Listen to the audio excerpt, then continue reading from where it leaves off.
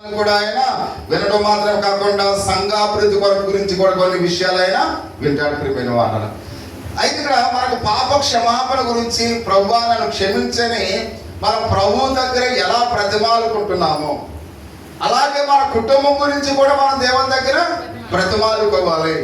మన సంఘ అభివృద్ధి గురించి కూడా మనము దేవుని ఎదుట ప్రతిమాలుకోవాలి. అంటే దీన్ని బట్టి మనం ప్రతి అవసరాన్ని కూడా దేవుడు వినడానికి ఇష్టపడుతూ ఉన్నాడు. నీకు పాప క్షమాపణ కొరకు ఆయన వినడానికి ఇష్టపడుతూ ఉన్నాడు. నీ సంఘ అభివృద్ధి కొరకు ఆయన నీ మాటలు వినడానికి ఇష్టపడుతూ ఉన్నాడు. నీ కుటుంబంలో ఏమైతే లోటుపాట్లు ఉన్నాయో అవన్నీ కూడా వినడానికి దేవుడు ఇష్టపడుతున్నాడు అనే విషయాన్ని లేఖన భాగముల ద్వారా మనం చూస్తూ ఉన్నాం. అంటే ఇప్పుడు ఆ సహోదరి సహోదర మన వ్యక్తిగత విన్నపాలు కూడా మన హృదయ కోరికల గురించి కూడా దేవుడు వింటాడు. నీ వ్యక్తిగతంగా నీకు ఏ ఆశలు ఉన్నాయో, ఉద్యోగం కొరకు నువ్వు ఆశపడుతూ ఉన్నావా, చదువు కొరకు నువ్వు ఆశపడుతూ ఉన్నావా, లేకపోతే నీ యొక్క కష్టాలు నీ యొక్క ఇబ్బందుల కొరకు ఆర్థిక పరిస్థితుల గురించి నువ్వు ఆశపడుతూ ఉన్నావా, నీ తల్లిదండ్రులు ఇబ్బందుల్లో ఉన్నారా? కాబట్టి అటువంటి పరిస్థితుల్లో కుమారులుగా కుమార్తెలుగా నీ కుటుంబం కొరకు నువ్వు ఎప్పుడైనా దేవునికి ప్రార్థించావా? ప్రియా సహోదరి సహోదరుడు, అంటే మన వ్యక్తిగత విన్నపాలను కూడా దేవుడు వినడానికి ఇష్టపడుతూ ఉన్నాడు. అంటే ఆయన మన వ్యక్తిగత విషయాలు కూడా ఆయన వినడానికి ఇష్టపడుతున్నాడు కనుక మన వ్యక్తిగత విషయాలు మనం పక్క వాళ్ళకి చెప్పామనుకోండి, వాళ్ళు ఏం చేస్తారు? ఇప్పుడు మనం ఎవరికైనా మన వ్యక్తిగత విషయాలని కూడా మన స్నేహితురాలతో చెప్పామనుకోండి, వాళ్ళు విన్న తర్వాత మనకి, ఎందుకంటే ఈ లోకంలో పాప సంబంధమైన లోకంలో మనం జీవిస్తూ ఉన్నాం. ఇప్పుడు నా విషయాలన్నీ కూడా నేను బ్యూలతో చెప్పేశాను అనుకోండి, నేను ఎలాగమ్మా అలాగమ్మా అన్నీ చెప్పేశాను అనుకోండి, ఆ బ్యూలా కూడా తన వ్యక్తిగత విషయాలన్నీ కూడా నాతో చెప్పేసింది అనుకోండి, ఎప్పుడో మాకు పోట్లాట వస్తుంది. వచ్చినప్పుడు మనం ఏం చేస్తాం? ఈ విషయాలన్నీ కూడా నువ్వు చెప్పావమ్మా, ఇక బలానా నువ్వు ఎలాంటిదాను అలాంటిదాను, అప్పుడు ఎలా చేస్తావు నువ్వు అని నాకు చెప్పలేదా అని. అంటే మన వ్యక్తిగత విషయాలను కూడా మన స్నేహితులు ఒకవేళ వాళ్ళు విరోధులుగా మారితే మన ఇంటి భోగంతా కూడా ఏం చేస్తారు? వాళ్ళు అందరితో చెప్తారు. కాబట్టి అందుకని మనం ఎవరితో చెప్పాలి? దేవుడితో చెప్పు. దేవుడితో చెప్తే దేవుడు ఎవరికి చెప్పడు, వాటిని పరిష్కరిస్తాడు, వాటిని సమాధానం పరుస్తాడు. అందుకని మనం దేవుడితో చెప్తూ మానేసి మనం ఏం చేస్తాం? స్నేహితురాలతో స్నేహితులతో చెప్తూ ఉంటాం. కాబట్టి అందుకని ఎవరము కూడా మన పొరుగు వారిని ఎప్పుడు కూడా నమ్మకూడదు. ప్రియమైన వాళ్ళ అంటే ఎప్పుడు శత్రువులుగా మారుతారో తెలియదు, శత్రువులు ఎప్పుడు మిత్రులుగా మారుతారో తెలియదు. అంటే ఈ సమాజంలో ఉన్న వారందరూ కూడా ఎప్పుడు మిత్రులుగా ఉంటారో తెలియదు, ఎప్పుడు శత్రువులుగా మారుతారో తెలియదు. అందుకని ఎప్పుడు కూడా మనకు మిత్రులుగా ఉండేవాడు ఎవరు? యేసయ్య. ఆయన ఎప్పుడు మనకి శత్రువు కాదు. కాబట్టి అందుకని శత్రువులను మిత్రులుగా మార్చేవాడు కూడా ఆయనే. అందుకనే మనకున్న కష్టాలు, మనకున్న ఇబ్బందులన్నీ కూడా ఎవరికి చెప్పాలి? యేసయ్య దగ్గర చెప్పాలి. అందుకనే మీ వ్యక్తిగత విషయాలు కూడా ప్రభుతో పంచుకోండి, ఆయన వింటాడు అనే విషయానికి మనం చూస్తూ ఉన్నాం. మన అక్కడ హృదయంలో ఉన్న కోరికలన్నీ కూడా ఆయన వింటాడు. ఎందుకంటే దేవుడు మన విన్నపాలని ఏం చేస్తాడు? ఆయన వింటాడు, ఆలకిస్తాడు. ప్రియమైన వారు, అందుకనే ఎవరికి ఉదయకాల సమయంలో సందేహం అవసరం లేదు. ఈ ఉదయకాల సమయంలో నువ్వు ఏ సమస్య కలిగి ఉన్నావు, నీ గృహంలో ఏ సమస్య నువ్వు కలిగి ఉన్నావు, నీ సంఘములో ఏ సమస్య కలిగి ఉన్నావు. కాబట్టి అయితే ప్రతి సమస్యను బట్టి కూడా నువ్వు దేవునితో ఈ ఉదయకాల సమయంలో ఏం చేయాలి? నీ విన్నపాన్ని ఆయనకు తెలియచేయాలి అని ఇక్కడ మనం చూస్తూ ఉన్నాం. అవి పెద్దవైనా సరే ఆయన ఆలకిస్తాడు. ప్రియమైన వాళ్ళ, ఈ పెద్ద సమస్య నేను దేవునితో చెప్తే దేవుడు చేస్తాడా అని ఒకవేళ నీకు సందేహం ఉండొచ్చు. అబ్రహాముకు చాలా పెద్ద సమస్య, సంతానం లేమి.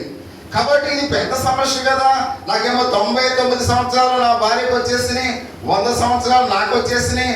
ఇటువంటి పరిస్థితుల్లో నేను ఈ పెద్ద సమస్యను దేవుడికి చెబితే దేవుడు తీరుస్తాడా అని ఒకవేళ సందేహం ఉండొచ్చు. ఒకవేళ మనకు కూడా అటువంటి సందేహాలు ఉండొచ్చు. అంటే కొన్ని సందర్భాలు మనం చూస్తుంటాం, ఆయన చేయలేనిదంటూ దేవునికి ఏది లేదు. ప్రియమైన వాడు, ఒకవేళ సందేహము నీకుండొచ్చు, ఒకవేళ దేవుని మీద అనుమానం నీకుండొచ్చు, కానీ దేవుడు ఏదైనా చేయగల సామర్థ్యుడై ఉన్నాడు. ఒకవేళ నువ్వు నీ ఆలోచనతో దేవుని చూడకు, నీ తలంపుతో దేవుని చూడకు, నీ ఉద్దేశంతో దేవుని చూడకు. అంటే ఆ సమస్య నీకు పెద్దగా ఉండొచ్చు, ఆ యొక్క సమస్య నీకు ఇబ్బందికరంగా ఉండొచ్చు, కానీ దేవునికి ఇబ్బంది కాదు. ప్రియమైన వాళ్ళ, ఏ సమస్యనైనా కూడా దేవుడు పరిష్కరించే దేవుడనే నమ్మకం నీకుందా ఈ ఉదయకాల సమయంలో? కాబట్టి అందుకే నేను ఆలోచించకు, నా వయసు పెరిగిపోతుంది కదా, లేకపోతే ఈ కష్టం నాకు ఎలా తీరుతుంది, ఈ కష్టం నన్ను ఎలా వెంబడిస్తుంది, ఎలా తీరుతుంది. 1 కోటి రూపాయలు ఇప్పుడు కావాలంటే అన్నికి సాధ్యం కాకపోవచ్చు, కానీ ఆ 1 కోటి రూపాయలు దేవుడికి ఇవ్వాలంటే ఆయనకి సాధ్యం. ప్రియమైన మాట, ఒకవేళ నీ అనారోగ్యం, ఒకవేళ ఇది నాలో నుంచి పోదని ఒకవేళ బెంగతో ఉన్నామేమో, ఎలాంటి అనారోగ్యమైన దేవుడు స్వస్థపరచగలడు. కాబట్టి ఎలాంటి సమస్య అయినప్పుడు కూడా దేవుడు తీర్చగలడు, ఎందుకంటే ఆయన సర్వాధికారం కలిగిన దేవుడై ఉన్నాడు. ప్రియమైన వాళ్ళు, అంటే నీ ఆలోచనతో దేవుని చూడకు. దేవుడు శక్తివంతుడు కనుక ఆయన ఏదైనా ఇవ్వడానికి ఆయన సామర్థ్యం కలిగిన వాడు అనే విషయాన్ని ఈ ఉదయకాల సమయంలో ప్రభు నీకు సెలవిస్తున్నట్లుగా మనం చూస్తూ ఉన్నాం. అన్ని విషయాలు కూడా చేయగలడు. అది పెద్ద సమస్య అయినప్పుడు కూడా దేవుడు సర్వశక్తివంతుడు, ఎందుకంటే దేవుడు ఏదైనా చేయడానికి ఆయన నిశ్చయతను, విశ్వాసమును కలిగి ఉన్నాడు. ప్రియమైన వాళ్ళను, కాబట్టి ఆయన ఏమైనా చేయగలడు ఒక నిశ్చయత నీకు ఉండాలి. ఆయన ఏమైనా నా జీవితంలో నెరవేర్చగలడని విశ్వాసం నీకు ఉండాలి. కాబట్టి ప్రతి ఒక్కరూ కూడా గమనించాలి, ధనవంతులు పేదవారిగా చేయగల సామర్థ్యం ఉంది, పేదవాడిని ధనవంతుడిగా చేయగల సామర్థ్యం ఉంది. చిన్న కుటుంబంలో చదివిన ఒక యవనస్తుని ఉన్నతమైన స్థితిలో చేయగల సామర్థ్యం దేవుని దగ్గర ఉంది. ప్రియమైన వాళ్ళ, కాబట్టి దేవుడిని తక్కువగా ఎవరు కూడా అంచనా వేయకండి, ఎందుకంటే ఆయన చేయగలరా నువ్వు ఆయన మీద, ఆయన సామర్థ్యం మీద నీకు విశ్వాసం అంటే నీ జీవితంలో ఈ ఉదయకాల సమయంలో దేవుడు అద్భుతమైన కార్యాన్ని చేస్తాడు. ఒకవేళ పిల్లలు అనుకోవచ్చు, మేము ఎలా అంటే మేము అంత పెద్ద చదువులు మేము ఎలా చదవగలం, అంత పెద్ద ఉద్యోగాలు మేము ఎలా పొందుకోగలం అంటే పొందుకోగలం, ఎందుకంటే దేవుని మీద నువ్వు విశ్వాసం కలిగి ఉంటే దేవుడే నీ జీవితంలో అద్భుతమైన కార్యాలని చేస్తాడు. ఎర్ర సముద్రాన్ని 2 పాయలుగా చేయడం సామాన్యమైన విషయము కాదు. ప్రియమైన వాళ్ళ, చనిపోయి సమాధిలో ఉండి లాజరును బయటికి రమ్మని పిలవగానే ఆ లాజరు పేట వస్త్రాలతో రావడం అనేది సాధారణమైన విషయము కాదు. కానాని యొక్క వివాహములో ఆ యొక్క నీటిని రకరాయన ద్రాక్షారసముగా మార్చడం సామర్థ్యమైన విషయము కాదు. ప్రియమైన వాళ్ళ, అంటే దేవునికే సాధ్యము. నీ జీవితంలో కూడా ఈ ఉదయకాల సమయంలో నీ జీవితంలో ఏదైతే నువ్వు అక్కర కలిగి ఉన్నావో, నీ అక్కర పరిపూర్ణంగా ఆయన మీద విశ్వాసం కలిగి ఉంటే ఆయన ఈ యొక్క ఉదయకాల సమయంలో సమస్తాన్ని కూడా నీకు సాధ్యమైనట్లుగా చేస్తాడనే విషయానికి మనం చూస్తూ ఉన్నాం. అందుకనే మనకు ఏమి శాస్త్రమైనవో ఆ విషయాన్ని దేవుడు మనకు చేస్తాడు. కొన్ని సందర్భాల్లో మనకు ప్రమాదకరమైనవి ఒకవేళ అడిగితే దేవుడు చేయప్రియమైన వాళ్ళ, ఆయన అన్నాడు, రొట్టెని అడిగితే రాతినిస్తావా, కాబట్టి చేపను అడిగితే పామునిస్తాడు ఆయన ఎవరు. అంటే నీకు ప్రమాదకరంగా ఒకవేళ నువ్వు ప్రమాదకరమైనవి కూడా అడిగితే దేవుడు వాటిని నీకు ఇవ్వడు. నీకు ఏదైతే ఉపయోగకరంగా ఉంటుందో నీ జీవితానికి, దాని ద్వారా నీకు ఆశీర్వాదకరముగా ఒకవేళ అది ఉంటే అది దేవుడిని ఇవ్వడానికి ఇష్టపడుతూ ఉన్నాడు. అందుకనే శాస్త్రమైన ప్రతి ఈవి కూడా ఆయన దగ్గర నుంచి మనకు ఇవ్వడానికి ఆయన ఇష్టపడుతూ ఉన్నట్లుగా మనం చూస్తూ ఉన్నాం. కానీ అందుకని మనకు దేవుని యొక్క ప్రేమను బట్టి మన యొక్క హృదయంలో వాటన్నిటిని కూడా దేవునికి మనం చెప్పాలి. ప్రియమైన వాళ్ళం, ఆయన ఏమైనా చేయగలడని, ఆయన ఏమైనా ఇవ్వగలడని ఆయన మీద మనం నమ్మకం కలిగి దేవుని ఏం చేయాలి, మనం అడిగే వారిగా ఉండాలని మనం చూస్తూ ఉన్నాం. విశ్వాసంలో ఇంకొక విషయాన్ని, ముఖ్యమైన భాగాన్ని మనం కలిగి ఉన్నాం. ఆ యొక్క భాగం కూడా మనం చూద్దాం. 4-5 వచనాల్లో యెహోవా వాక్యము అతని యొద్దకు వచ్చి, ఇతడు నీకు వారసుడు కాడు, నీ గర్భవాసమున పుట్టబోవాడు నీకు వారసుడగునని చెప్పెను. మరి ఆయన వెలుపలకు తీసుకుని వచ్చి నీవు ఆకాశం వైపు తేడి చూసి నక్షత్రము లెక్కించుటకు ఈ చేతనైతే లెక్కించమని చెప్పి ఈ సంతానము అలాగునని చెప్పెను. ప్రియా సహోదరి సహోదరుడా, అబ్రాహాము కుమారుడు లేవి అనే విషయం దాన్ని ఎక్కువగా పట్టించుకున్నట్లుగా మనం చూస్తూ ఉన్నాం. అంటే ప్రభు అబ్రాహాముతో చెబుతున్న మాట మనం గమనించినట్టు అన్నాడు. అబ్రాహాము ఏమన్నాడు, నా యొక్క సేవకుడు అబ్రాహాము వారసుడు కాడని ఆయన చెప్పుకున్నాడు. కాబట్టి ఎందుకంటే నీ గర్భవాసమున పుట్టబోయే వాడే నీ యొక్క సేవకుడు, నీ యొక్క వారసుడు. అంటే అప్పటి వరకు అబ్రాహాము నేను ఏమి సంపాదించినా, నువ్వు ఏ ఆశీర్వాదం ఇచ్చినా ఇవన్నీ కూడా నా యొక్క సేవకుడికి వెళ్ళిపోతూ ఉన్నాయి అన్నప్పుడు ఏమన్నాడు, అతడు నీ యొక్క వారసుడు కాదు. నీ గర్భవాసమున మరలా ఒక కుమారుడు పుడతాడు, అతడే నీ యొక్క వారసుడని ప్రభు సెలవిచ్చినట్లుగా మనం చూస్తూ ఉన్నాం.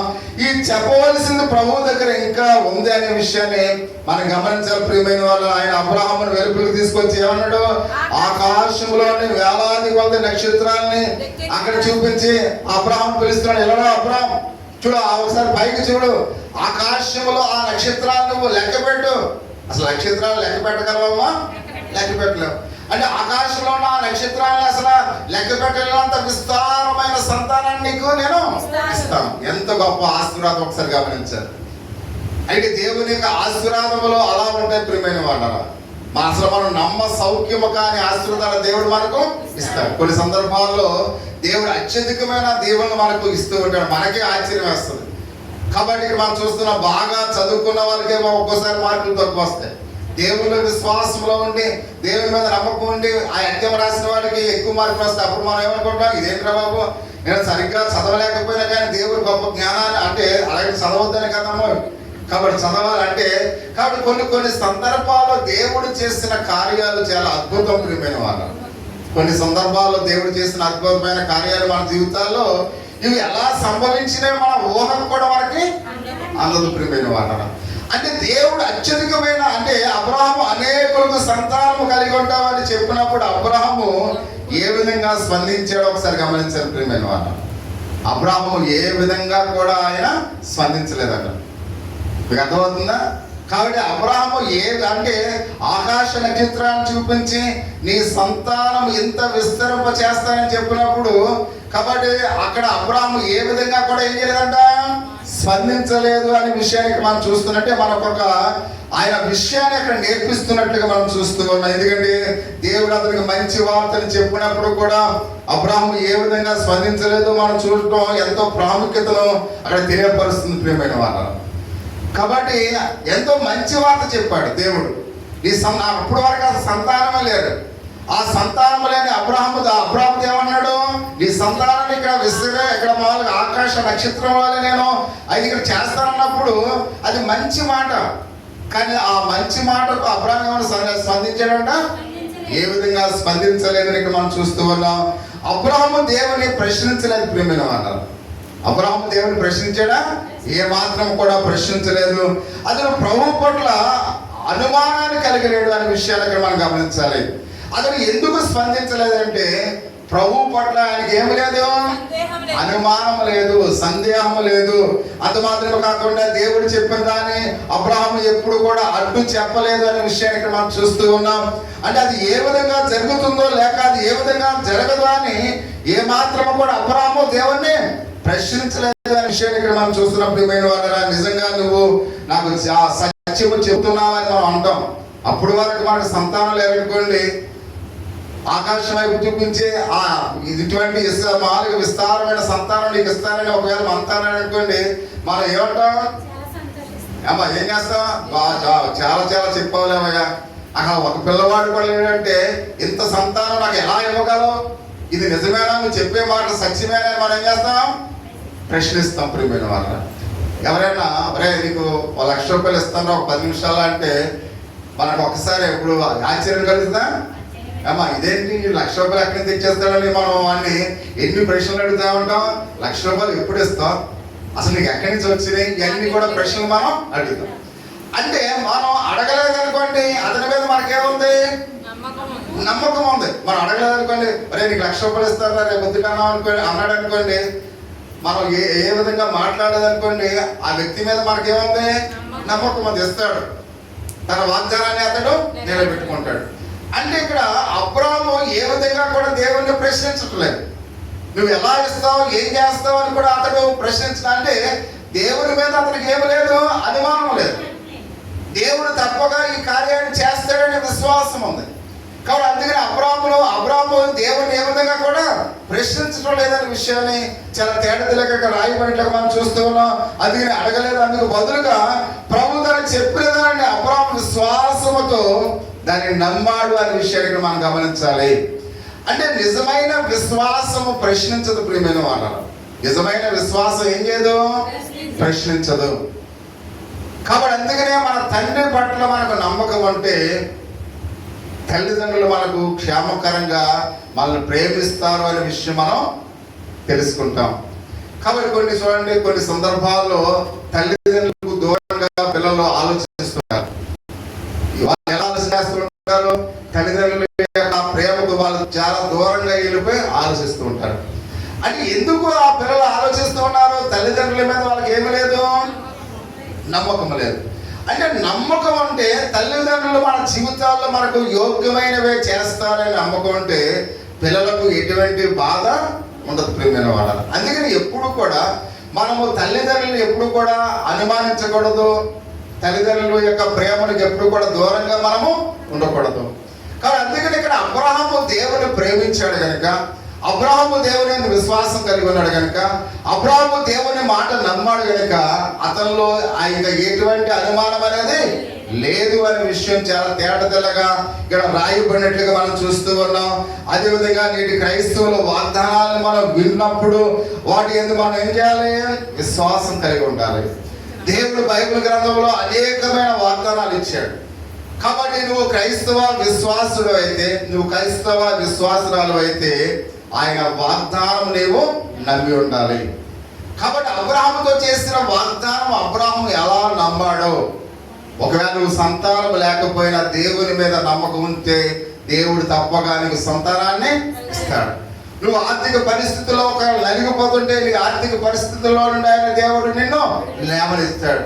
ఒకవేళ ఉద్యోగం వరకు నువ్వు ఎదురు చూస్తూ ఒకవేళ అయితే ఉద్యోగ అవసరతను కలిగి ఉంటే దేవుడు తప్పగా నీకు ఉద్యోగాన్ని ఇస్తారు ప్రియమైన వారు. అంటే మనం ఏది అడిగినా అది యోగ్యమైనదే ఉండి మనకు మంచిదై ఉండి అది మనకు మంచి జరుగుతుందని దేవుడు ఆలోచిస్తే ఆ మంచి కార్యాలను కూడా మన జీవితాల్లో దేవుడు నెరవేరుస్తాడు.